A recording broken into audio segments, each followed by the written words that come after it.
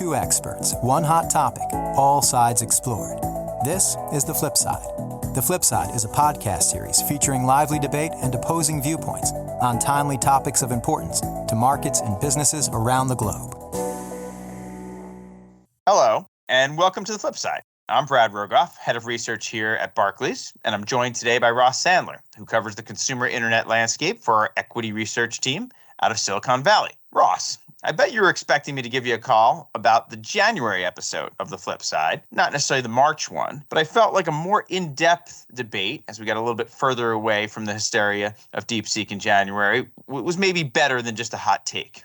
Great. Yeah, it's great to be here, Brad. Well, you know what they say about AI, every month is about a year in regular technology terms. So come a long way since January, but very happy to be here. Good. So we'll have even more to talk about, and let's do it. Let's get down to business. So we're here to talk about the big U.S. tech companies that have been at the vanguard of the AI arms race in recent years. The giant cloud computing providers such as Microsoft, Amazon, Alphabet, and even to some degree Meta. So for much of the past few years, as the world got more and more excited about AI, they all announced ever larger CapEx budgets, spending hundreds of billions of dollars on data centers, big and powerful enough to keep them out front and offering the massive computing resources that are required for AI. So as I alluded to earlier, that all seemed to be going great until the beginning of this year, in January specifically, and then along came DeepSeek, the Chinese AI chatbot, which suddenly suggested that you didn't need actually to have all that raw computing power and storage and expensive architecture to get really good results from AI. Yeah, totally. DeepSeek was a huge shift. Some are calling it the Black Monday for AI. If you remember back then, a bunch of these AI hardware stocks took a huge hit on that epic day in January. The one-day loss for NVIDIA, I think, was the largest on record. Huge moves just across the board. So like the semiconductor names relative to telecom names moved the most since the dot-com bust from back in 2000. And we haven't really recovered since. Right, but away from NVIDIA and kind of the architecture around NVIDIA, the sell-off was actually quite a bit more mild. I mean, Meta is still up a bit on the year. Microsoft's forward PE still pretty robust at 30 times. Seems to me that there's plenty of positive sentiment around those stocks when it comes to AI, even if, as we see in markets as a whole, there's not much positive sentiment in recent weeks. When I look at those stocks, is it fair to say that there's too much hype in the hyperscalers? That's a great line, Brad. I might use that one. Well, yes, I obviously am joking a little bit there, but on a more serious note, DeepSeek was a big deal, at least in my opinion. May not be showing up fully in valuations yet. I have to think it challenges the basic narrative that's really underpinned all of these stocks. It's shown that you don't necessarily need to have billions and billions of the most expensive, most powerful chips to run really complex calculations. Yeah, it definitely felt like a big moment, and it raised a bunch of questions as to what the big labs out here in the West are doing. I'd say stepping back, it's important to kind of remember that DeepSeek didn't really invent anything new in AI. They just engineered everything much better than what was done before. So the analogy I like to use here is that of Tesla versus BYD. So, as we all know, Tesla more or less invented the consumer EV market, and BYD has come along and copied a bunch of elements of Tesla's design. But what they've done more importantly to gain huge market share is they, architected factories and processes that are just unmatched, and they've taken a huge amount of cost out of the production process. So that's kind of what DeepSeek did here. It basically leveraged open source AI that was already out there. They totally nailed the compute stack. What's happened is that they've been able to build models much more efficiently than what we've seen from anybody else, even if you kind of give them, the proper kind of accounting around their training costs, which might have been a bit understated. So really, stepping back, it really begs the question of what the big US AI labs are doing. They clearly could be more focused on efficiency. So I like your Tesla analogy, but if I stick with your Tesla analogy, that's a name that seems to be coming under a bit of pressure here. And while there's clearly other factors at play too, at least some of that pressure is because of fundamentals and sales, and that's all related to your analogy. Yeah, that's a whole nother can of worms that is a little bit outside of my swim lane. So I'll leave that to you guys. But yeah, just getting back to AI, the question we get here with the DeepSeek moment is, are we in a bubble, and did that bubble just burst? And I think, look, it's somewhat nuanced. A bubble can be related to overhyping things, which is certainly the case for AI, or it could simply be a mismatch of the timing between revenue generation and CapEx in this case. So, what we've been trying to do is not really answer the bubble or no bubble question, but really what's the right level of AI CapEx that these hyperscalers should be underwriting? What's the appropriate level today versus the magnitude of the overbuild? So, some are calling it a bubble. Some just think this is the typical building ahead of demand. I think it's probably a little bit of both. And yeah, DeepSeek, what that shows is we may have overdone things a little bit in terms of the total CapEx. All right, so I want to go back to something you were kind of alluding to a little bit earlier, which is the point around open source. Because I don't think that's something we should be glossing over here. OpenAI and others see the workings of their models as proprietary, but DeepSeek just put it all out there, spilled all the beans, as you put in that report in January that you did with our China tech research team. So that makes it attractive in theory for developers to use and build on, and potentially to keep finding shortcuts. Yes, that plus the fact that it came out of China in the context of the political escalation and the ongoing trade war between the US and China, the tariffs, et cetera, it just meant that this whole thing got a lot of eyeballs and a lot of hype beyond what would have happened if it came from somewhere else in the world. The DeepSeek story was seen as a necessity is the mother of invention story, where where that company lacked the state-of-the-art semiconductors it made up for in algorithmic efficiencies and software engineering. But the reality is these guys at DeepSeek are just really good. And China's really good at AI. They're really good at software development, even if they use some of our open source technology.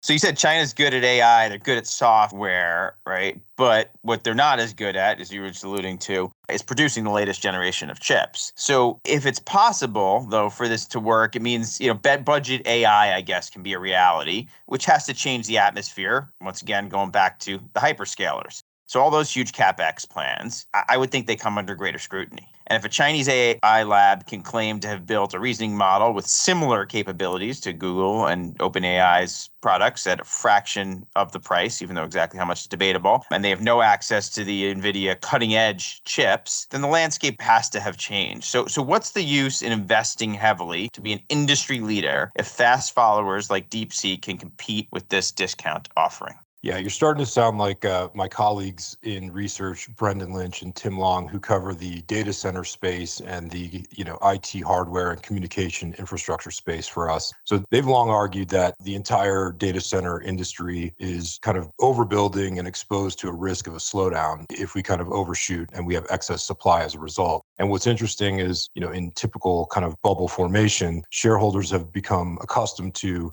more CapEx is better, more data centers are better, whereby, the bigger you go, the more your stock prices are going to go up. And that encourages more of that same behavior, bigger CapEx plans and so on. So that's been the setup. It's obviously somewhat precarious. And you're right that, DeepSeek really exposed that perhaps for the first time. I'm glad to hear I'm not alone, especially since those guys are experts on the topic. Getting back to your hyperscalers, though. Yeah, totally. So covering the hyperscalers, there's still plenty of catalysts ahead. One of the things that we're seeing right now in AI is this big shift away from traditional large language models, or what we call dense models, towards newer reasoning models, or what we call sparse models. And this is a big shift. If you kind of think about it from the user interaction, these AI systems historically have just been more or less text completion engines. So something that could write an email for you, it could summarize this podcast for you. And we're headed in a direction that's a little bit different, whereby the AI system is able to complete tasks autonomously and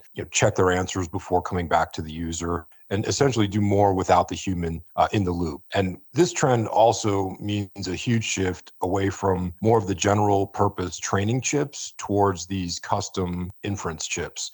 And if you kind of look at where the compute is spent in the process of building an AI system, training involves a huge amount of that compute, and it involves a huge amount of chips. So the broad shift to inference, if this continues to play out, it probably means all else equal that the compute required and the power required compared to previous forecasts is going to come down. But by our estimates, we still need a lot more compute. We're talking about a gap between now and 2028 of around 250 billion exaflops. You'll have to help me out here, Ross, on that one. I've read a lot about AI. I was sitting on the beach on vacation last month reading about semiconductors and chips in general. And, but exaflops, that's one that escapes me. Yeah. So exaflops, for what it's worth, is a billion calculations per second being run on one of these next generation semiconductors. So if you kind of step back a bit, to put it more kind of simply, consensus estimates currently call for a little over 300 billion in total capex for these hyperscalers, about 100 billion of which is going into the AI semiconductor portion of that capex. So it's about a third of total. And what we're saying is that's probably not enough to satisfy the overall compute required, given what's going on with reasoning models and overall AI adoption. So we think we might need to quadruple the inference compute required between 2025 and 2028. And at that point, inference is going to represent a little over half of total industry compute. But why would it have to grow that fast? If we consider the use cases that haven't fully evolved yet, and we think about what people are actually doing now, which you alluded to earlier, I mean, if really what most people are using this for today is, I mean, we'll use your summary of the podcast, even though I'd really like everyone to listen all the way through. If people are doing that, I mean, how do we need this much growth? Yeah, so the adoption cycle is really kicking into high gear right now. So ChatGPT, who's the leader, for example, just announced earlier this year that they crossed 400 million users. And what's interesting is they added that most recent 100 million cohort of users in about 2 months. And so that's about a 33% increase in usage. But for context, it took them about a year to get their first 100 million users. This last 100 million that they added came in about 2 months. So we're seeing adoption ramp up. We're seeing things accelerate. And it's really on the back of these new reasoning models. So OpenAI released O1 and O3, which are their two reasoning models that have much more capability. And they've also integrated recently with iOS, so with Apple. And so that's really broadening out the adoption for both consumers and enterprise. We're also seeing, new products. So agents are all the hype right now and are just cropping up left and right. There's a new one actually that just came out of China called Manus that's getting a lot of attention. Some are calling this the second DeepSeek moment in AI. I want to keep being the skeptic here, though, for a minute, right? So some of those added users, I mean, they're big numbers. I get it, right? But aren't they probably just giving it a try? And let's get back to my hype comments. I mean, everyone wants to see what all the hype is about. What I'm not convinced of is that they'll become power users that need more power, right? And those investments on compute. Yeah, that's probably right. As the systems get more capable and more powerful and can complete much more tasks and kind of solve everyday pain points for both consumers and those of us at work, you're going to see these trends really continue to take off. So it's, the analogy I like to draw here is it's kind of like what we saw in the early days of mobile. The first applications that were coming out in like 2010, 2011 were things like Tetris games or Words with Friends. It took a few years beyond that for native mobile apps to come out. These would be, examples of this would be things like Uber or Instagram that really use the technology in a new way. So they use the phone's location, they use the camera, they use the map. And once this happened, the adoption curve really took off and these became, high retention kind of everyday use cases. So today, you can't really think of a world without some of these mobile applications. The same thing is about to happen in AI where the capability gets much better. All right. Well, you did a good job putting that in terms we can all understand when you start talking about Tetris and Words with Friends. That's definitely more common to most of us than exaflops. So the next question I think I would have to ask you then is, what can you imagine being the applications of AI that will get to the end of, say, this decade, and we cannot believe we ever lived without them? Yeah, so that's what we call the rise of agentic AI. That's what this is all about. So these are autonomous systems that will perform a specific task without really any human intervention and do it, end to end really well. So one example of this is OpenAI just launched in beta a product called Operator. And so this is their new next-gen AI agent. And the service can handle a range of everyday tasks such as, ordering groceries, booking travel, again, writing emails, summarizing podcasts, and much, much more. And so, the agent products are in beta right now. We expect adoption to pick up throughout the year and capabilities to get much, much better. And, the important thing is these agentic products, they work hand in hand with these new reasoning models, and they can broaden things out and solve a lot more use cases. All right, hold on a minute. I think I'm going to go now the extreme in the other direction, really, because if these high-end reasoning models are so powerful and so impressive, they work this well. I mean, surely the sky is the limit. And wouldn't they be used for all queries at some point? And getting back to kind of talking about humans and the interaction with this, wouldn't these agentic AI models start to pose a threat to the livelihood of many humans, or at least those humans employed in repetitive clerical tasks? Absolutely. Yeah, this is likely what's going to happen, but we're not going to see complete replacement of humans. I think this will supplement what humans are doing with AI agents. So, you can see companies like Salesforce, Sierra, ServiceNow offering the most basic agents for enterprise customers. And there's even like a next crop of companies coming up that are, startups. So Y Combinator, the famous startup incubator, has funded a bunch of AI agent companies focused on accounting, on financial research, on medical billing, on customer support. And, just think about almost any area within the enterprise. There's a few startups kind of attacking that use case. But for the most part, I think rather than replacing human jobs, what we're probably going to see is reasoning models serve more as a supplement and a productivity enhancer, with humans still in the loop, kind of directing the agents on what to do. Well, putting my macro hat on, productivity, typically a good thing for growth, but it certainly will be an interesting balancing act for the economy when it comes to some of those efficiencies leading to job loss. Now, I've been, a little bit more bearish than you throughout this, clearly, although you piqued my interest a little bit here with some of this agentic AI. So let me ask you, what is the upside case for hyperscalers? Can you really walk me through maybe a near-term bull case? Yeah, so we get this question a lot, and I tend to answer it this way. The thesis generally comes down to whether chinchilla scaling continues. So chinchilla scaling laws are this theory that came out of Google many years ago, and it's a basic rule that says the more data and the more compute you use for each generation of AI system development, the better the performance and the overall quality of the AI system will be.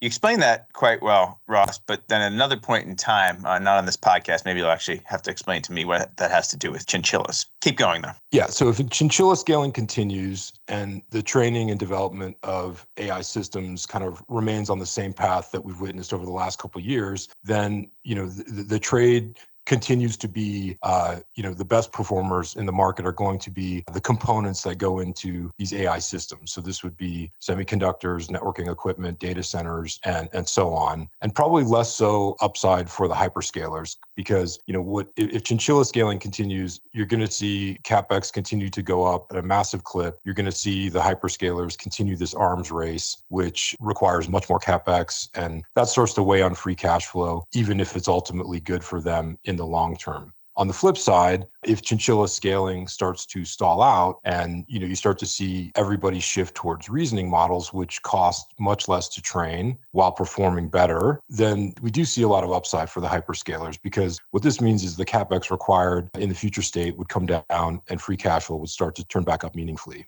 And as we move from the model stage to the product adoption stage, then application stocks should start to outperform depending on who has the usage. So this would be, software companies that have agents and lots of adoption. So yes, innovations like DeepSeek might mean that the cost curve is bending downwards. We still see inference has a huge amount of upside from here. So the bottom line is there's a huge amount of growth in front of us. AI is just kind of getting going. The story is definitely not over, and we'll just have to see how things play out over the next couple of years.